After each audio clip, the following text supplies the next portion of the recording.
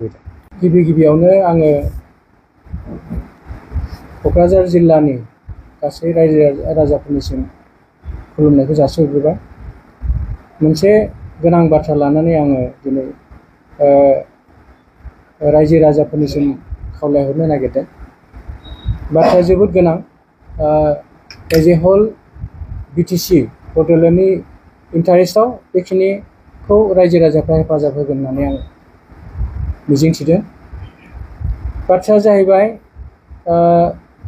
दा आजिखालि मा जायो, गारि रेजिस्ट्रेसनखौ जेरावबो खालामनो हायो, माने डिलाराव जायो नालाय, डिलारफोर रेजिस्ट्रेसन जायो।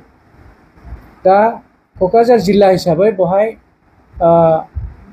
डिलार होनोब्ला खालि गारि फिसा फिसा माने 2 व्हिलारनिल' डिलार दं, ओमफ्राय इ रिक्सानि कयथा डिलार दं। खिन्थु 4 व्हिलार बा बेफोरबायदि दाम गोसा गारिनि डिलारफ्रा गासिबो बाहेरायाव जोब। बेनिखायनो खिन्थु नायनो थाङोब्ला क'क्राझार जिल्लायावथ' बिराद मानसिफ्रा माने गोदान गोदान गारिखौ बायबाय थायो। बे बिराद मोजां खोथा, जों मोजां हामलायो बिथांमोननिसिम। दा बाथ्राया जाहैबाय गारि बायनाय समावहाय क'क्राझार नाम्बार लायोब्ला बै गारिनि एगेन्सै जिखिनि रेजिस्ट्रेसन फिस होगोन, बे फिसा माने बिटिसिआव फैयो। बेखौसो मिथिनो गोनां बाथ्रा। हमनानै ला, जोंनि क'क्राझार जिल्लानि डिस्ट्रिक्ट क'डआ जाहैबाय AS16, ओमफ्राय थिग बेबायदिनो आलदा आलदा डिस्ट्रिक्टआव आलदा आलदा क'ड थायो। बङाइगावना AS14, चिरांना AS27, बेफोरबायदिनो आलदा आलदा जोब। 27 ना 26 माबा मोनसे माने आलदा आलदा जोब आरोखि। ओमफ्राय दा जोंनाव AS16।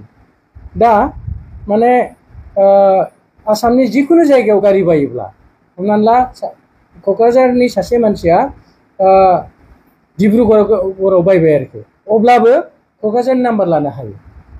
बेयो शिबसागराव बाया मानो जेबो नङा, बङाइगावआव बाया मानो जेबो नङा। बे क'क्राझारनि नाम्बार नांगौ होनब्लानो जायो। ओमफ्राय क'क्राझारनि नाम्बारखौ लाब्लानो लोगो लोगो माने बे बड'लेण्डआव बे गारि रेजिस्ट्रेसननि एगेन्सि जिखिनि फिस होदों, बे फिसा बड'लेण्डनि हिसाबाव फैयो। ओमफ्राय बेवहाय मोनसे मा जायो जे जोंनि मानसिफ्रा माने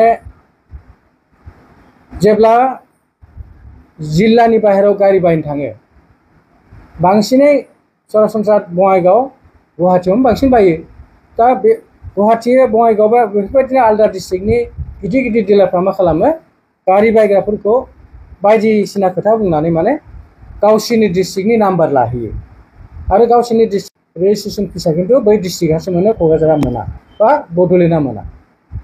दा बेखायनो आङो खावलायनो नागिरदों, जोंनि क'क्राझार जिल्लानि जेसेबांखि गारि बायग्रा बिथांमोन दं, बिथांमोना गारि बायोब्ला डिलाराव सिदा सिदि होन जे आंनो क'क्राझार डिस्ट्रिक्टनि नाम्बार नांगौ। बिदि होनबानो बै डिलारा होखानांगौ। आरो सोरबा जुदि बायदिसिना बाहाना खालामनानै होनो हाया, माबा माबि सुबिदा दङ, जुदि बिदि होनोब्ला जोंनि बे अफिसाव डाइरेक्ट कन्टेक्ट खालामोब्ला जों बेखौ माने सिदायै माने थोंजोङै जों बेखौ माने हेल्प होगोन। बिनि थाखाय आं मोनसे नाम्बार होनो नागिरदों। बे नाम्बाराव फन खालामहरबानो जों डिलारखौ होनहरगोन जे नोंथाङा मानो खालामाखै। मानो होनबा रुलावनो दंखायो जे जाय जिल्लानि मानसिया गावनि गोसोबादि नाम्बार बिदों बेखौ होनांगौ।